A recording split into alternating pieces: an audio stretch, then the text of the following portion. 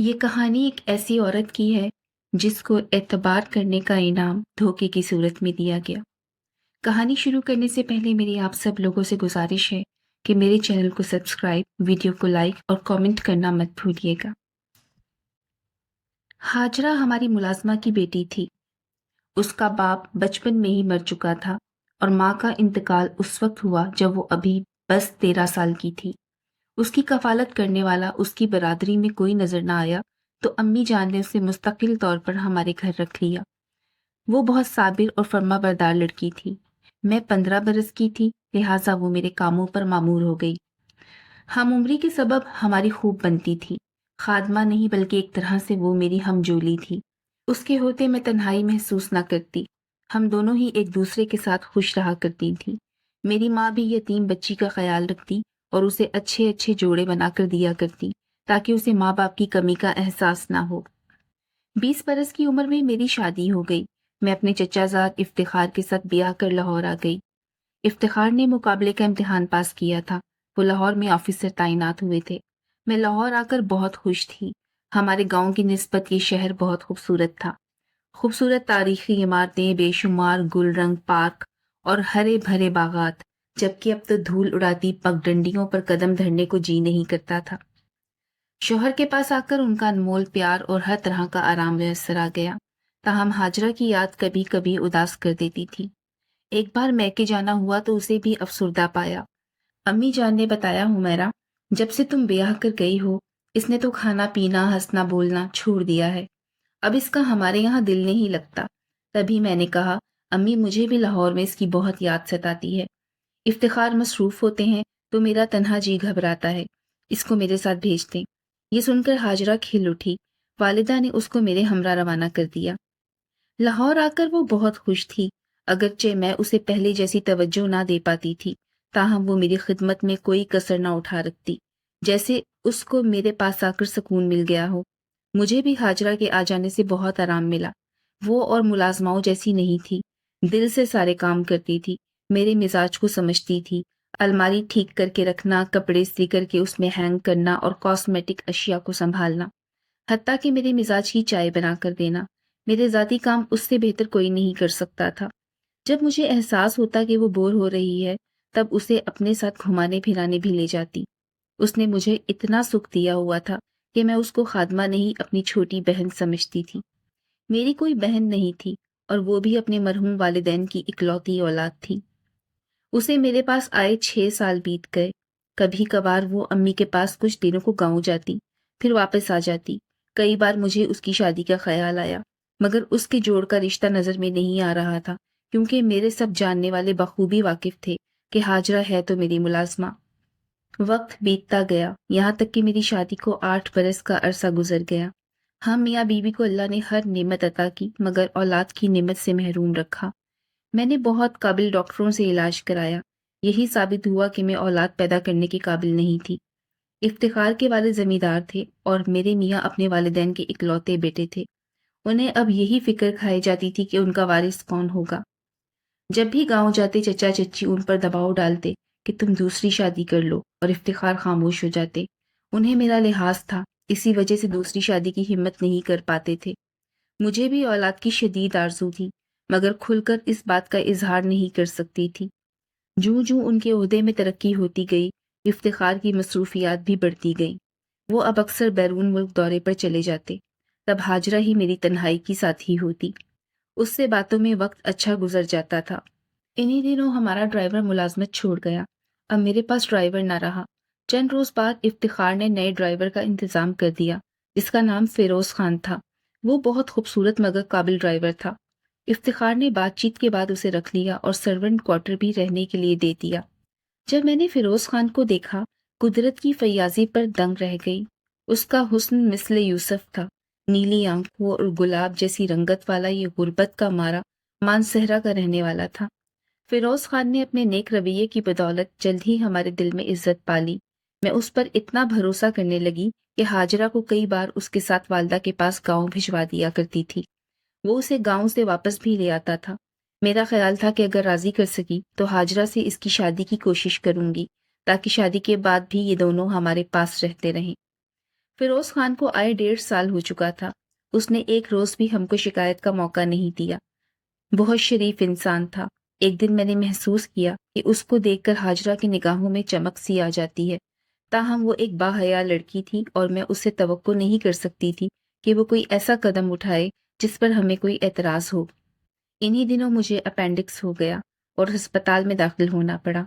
Operation के बाद हालत ज़्यादा ख़राब होने की वजह से मुझे 15 दिन तक अस्पताल से छुट्टी न मिल सकी। इस दौरान हाजरा फिरोज खान के साथ मुझे सूप और खाना वगैरह पहुंचाने आती थी। एक दिन वो अस्पताल आई तो मुझे उदास लगी। यूं महसूस हुआ कि वो मुझे कुछ कहना चाहती है। मेरे पूछने पर चुप रही। मैं जब सेहतयाब होकर घर आई, उसने मेरी ऐसी तीमारदारी की कि सगी बहन होती तो ना कर पाती। मैं उससे खुश थी, लेकिन अब वो बहुत उदास उदास सी लगती थी, गुमसुम और परेशान रहने लगी। मैं समझ ना पाई थी कि अचानक उसे क्या हो गया है, जैसे किसी हादसे का शिकार हो गई हो। 2-3 माह गुजर गए।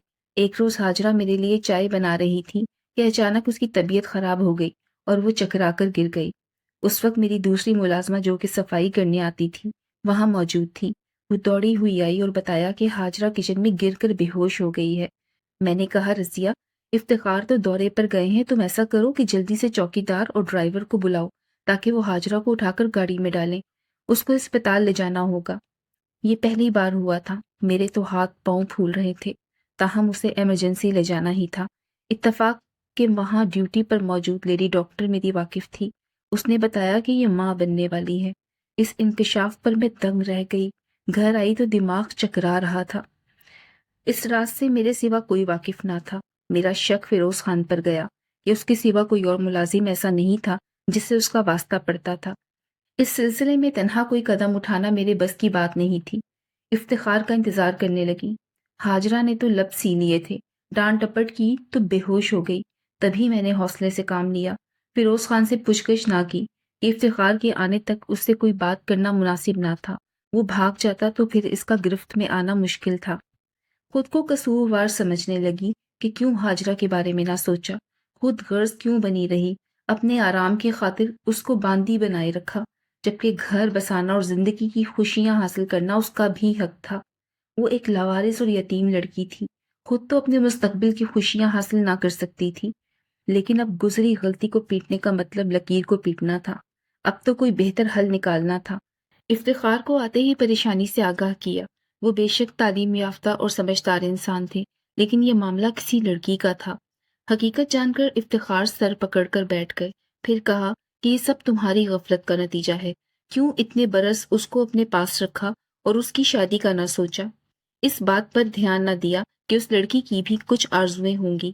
कहा था गांव भिजवा दो, पर तुमने ना भिजवाया और अब मुसीबत में डाल दिया है मुझे। मुलाजमत की और जिम्मेदारियां थोड़ी हैं मुझ पर। अब ऐसे उल्टे सीधे मामलात निपटाता फिरूं कि जिसमें हमारी अपनी रुसवाई का भी खतरा है। मैं दम साधे उनकी डांट टपट सुनती रही। खामोशी के सिवा चारा क्या था। वो बोले, अच्छा, फिरोज खान से बात करता हूँ। वो मान गया तो उसी से निकाह करा देता हूँ। वो फिरोज खान के पास चले गए। कुछ देर बाद आकर मुझे बताया कि बात कर ली है, फिक्र ना करो, कोई हल निकल आएगा। पर साथ ही इफ्तिखार ने मुझे सख्ती से एक वार्निंग भी दी और एक कसम भी ली कि हुमैरा, अगर तुम मुझ पर भरोसा करती हो और समझती हो कि तुम्हारा शौहर इस मसले को हल कर लेगा, तो प्लीज तुम इस मामले से निकल जाओ। तुम्हारा इस मामले से कोई वास्ता नहीं होना चाहिए, वरना मैं समझूंगा तुम्हें मेरी कोई परवाह नहीं। दरअसल हाजरा के माँ बनने की खबर से इफ्तिखार बहुत घबरा गए थे। डर था कि हम मियाँ बीवी की बेऔलादी के कारण हम पर कोई उंगली ना उठ जाए। सो मैं एक औरत ज़ात थी। वो मुझे इस मामले से दूर रखना चाहते थे और मुझे उस पल भी अपनी किस्मत पर बहुत रश्क हो रहा था कि मेरे शोहर को ये गवारा नहीं कि मेरा नाम किसी मामले में भी आए। अगले रोज वो हाजरा और फिरोज खान को लेकर इस्लामाबाद चले गए। 4 रोज बाद वापस आए और मुझे बताया कि दोनों का निकाह करा दिया है। फिलहाल मेरे दोस्त ने फिरोज खान को ड्राइवर रख लिया है और दोनों तब तक उसके सर्वेंट क्वार्टर में रहेंगे जब तक कि फिरोज खान के वालिदैन हाजरा को अपनी बहू कबूल करने पर राजी नहीं हो जाएंगे। इफ्तिखार से किए गए वादे की पासदारी की वजह से मैं ज्यादा सवाल जवाब नहीं कर सकती थी। मेरे लिए यही काफी था कि हाजरा का निकाह हो गया और बात छुप गई, लेकिन हाजरा के बारे में परेशान जरूर थी कि न जाने ये लोग उसके साथ क्या बर्ताव करेंगे। एक बार इफ्तिखार सरकारी काम से इस्लामाबाद गए। وہ واپس آئے تو بتایا کہ فیروز خان کے والدین نے ہاجرہ کو بہو ماننے سے انکار کر دیا ہے، کیونکہ فیروز کا نکاح پہلے ہی اس کی چچا زاد سے ہو چکا ہے اور وہ اس کے ہونے والے بچے کو بھی قبول کرنے پر تیار نہیں ہے۔ ہاجرہ بچے کی مناسب دیکھ بھال بھی نہیں کر سکے گی۔ وہ کسی کے کوارٹر میں بطور ملازمہ رہ رہی ہے، جبکہ فیروز خان مانسہرہ چلا گیا ہے۔ ادھر میرے والدین کے صبر کا پیمانہ لبریز ہے۔ وہ میرے پیچھے پڑے ہیں کہ دوسری شادی کر لو، جو کہ میں تمہاری خاطر کرنا نہیں چاہتا۔ اب اگر تم راضی ہو جاؤ اور ہاجرہ کا بچہ ہم گود لے لیں تو وارث کا مسئلہ حل ہو جائے گا، اور ہاجرہ بھی اپنی زبان ہمیشہ کے لیے بند رکھے گی کہ یہ ہمارا بچہ نہیں ہے۔ مجھے بھی اپنے سسرال والوں کے دباؤ کی وجہ سے یہی مناسب لگا کہ ہاجرہ کا ہونے والا بچہ گود لے لوں، تاکہ میرے سر پر جو سوتن کے آنے کی تلوار لٹک رہی ہے اس کا خوف باقی نہ رہے۔ میرے لیے یہی سکون کافی تھا کہ میرے شوہر بھی بس میرے رہنا چاہتے تھے۔ میں نے اپنے شوہر کی تجویز کو قبول کر لیا اور 3 ہفتوں کے بعد انہوں نے ہاجرہ کا نوزائیدہ بچہ لا کر میرے حوالے کر دیا اور مجھے بتایا کہ فیروز خان واپس آ گیا ہے اور اس نے ہاجرہ کی ذمہ داری بطور شوہر قبول کر لی ہے۔ اس کو بھی ہمارے بچہ گود لینے پر کوئی اعتراض نہیں ہے۔ میں نے سوچا کہ اپنا بچہ ہمیں سونپنے کا فیصلہ ان لوگوں نے غربت کے ہاتھوں تنگ آ کر کیا ہوگا، ورنہ کوئی اپنی اولاد کسی کو کیسے دے سکتا ہے۔ ہاجرہ کے دل پر جو بھی گزری ہو، مجھے تو بچہ مل گیا تھا اور اب میں بانجھ نہیں بلکہ ماں کہلانے لگی تھی۔ کبھی کبھی ہاجرہ کے لیے دل میں شکوہ رہتا تھا کہ اس نے میری آنکھوں میں دھول کیسے جھونک دی۔ ہاجرہ میرے ساتھ رہا کرتی تھی، میں اس پر بھروسہ کرتی تھی۔ اس نے مجھے کبھی بھی فیروز خان کے بارے میں کچھ نہیں بتایا تھا۔ اس کے بعد ہاجرہ کو کبھی افتخار مجھ سے ملانے نہ لائے۔ اس کا میکہ تو ہم ہی لوگ تھے۔ وہ گاؤں جاتی تو کس کے پاس؟ امی جان وفات پا گئی تھی، وہاں بھی اسے یاد کرنے والا کوئی نہیں رہا تھا۔ میں جب گھر جاتی اور کوئی اگر پوچھ لیتا کہ ہاجرہ کہاں ہے، کیسی ہے، تو میں یہی جواب دیتی تھی کہ وہ شادی شدہ ہو گئی ہے، اپنے گھر میں خوش ہے، لاہور میں ہی اس کی شادی کرتی ہے، کبھی کبھی مجھ سے ملنے آ جاتی ہے۔ حالانکہ پورے 10 برس وہ مجھے نہ مل سکی اور نہ میں اس کو دیکھ پائی۔ افتخار کہتے تھے میں نے خود فیروز خان کو روکا ہے کہ ہاجرہ کو ہمارے گھر نہ لائے، اپنا بچہ دیکھے گی تو خامخواہ سویا زخم جاگ پڑے گا، رنجیدہ ہو جائے گی یا پھر ممتا کی ماری آئے دن شوہر کو مجبور کرے گی اور ہمارے گھر آنے کے لیے ضد کرے گی۔ میں بھی یہ سمجھتی تھی کہ افتخار بالکل ٹھیک سوچتے ہیں، وہ صحیح کہتے ہیں۔ اسے ایک بار صبر آ گیا ہوگا، بار بار بچے سے ملنے سے صبر کا دامن ہاتھ سے چھوٹ جائے گا۔ میں نے کبھی کسی کو نہیں بتایا کہ احسن ہمارا بچہ نہیں ہے۔ سبھی کو یہی معلوم تھا کہ احسن ہمارا بیٹا ہے، ہماری دولت جائیداد کا وارث اور بڑھاپے کا سہارا۔ کبھی احسن کو بھی یہ علم نہ ہو سکا کہ وہ ہمارا لخت جگر نہیں ہے۔ میں نے بہت ناز و نام سے اس کی پرورش کی۔ افتخار بھی احسن سے بہت محبت کرتے تھے، اس کی ہر خواہش کو منٹوں میں پورا کرتے تھے۔ وہ احسن پر اپنی جان نچھاور کرتے تھے اور ان کی والہانہ محبت کو دیکھ کر میں شکر ادا کرتی تھی کہ میری اتنی بڑی کمزوری کے باوجود رب نے مجھے سوتن کے درد سے بچا لیا۔ احسن جب 4 برس کا تھا تو اسکول جانے لگا، 10 برس کا ہو گیا تو ہم اسے گھمانے پھرانے مری لے گئے، وہاں سے مانسہرہ گئے تھے۔ مجھے سامان خریدنا تھا، اتفاق سے میری ملاقات ہاجرہ سے ہو گئی۔ وہ بازار میں مجھے ملی، ایک شخص ساتھ تھا۔ میں نے خیریت پوچھی، اس نے بتایا کہ ٹھیک ہوں، یہ میرا شوہر ہے۔ میں حیران رہ گئی کہ اس کا شوہر فیروز خان نہیں تھا، وہ کوئی اور شخص تھا۔ میری پریشانی اور حیرت کا اندازہ ہاجرہ کو ہو چکا تھا۔ اس نے خود کو سنبھالتے ہوئے بتایا کہ یہ میرا دوسرا شوہر ہے، میرا شوہر اچھا انسان ہے، زندگی گزر رہی ہے۔ اس کے 3 بچے تھے جنہیں وہ ساتھ نہیں لائی تھی۔ میں نے اپنا فون نمبر لکھ کر دیا اور کہا کہ مجھ سے رابطہ کرنا اور جب کبھی افتخار دورے پر ہوں گے تم سے فون کر کے باتیں کروں گی۔ اس کا شوہر ہم سے کچھ دور کھڑا رہا۔ مجھے بھی لگا کہ وہ بس جانا چاہتی ہے۔ وہ مجھے بہت سی حیرتوں میں چھوڑ کر چلی گئی۔ اس نے ایک بار بھی اپنے بیٹے کے بارے میں کچھ بھی نہ پوچھا۔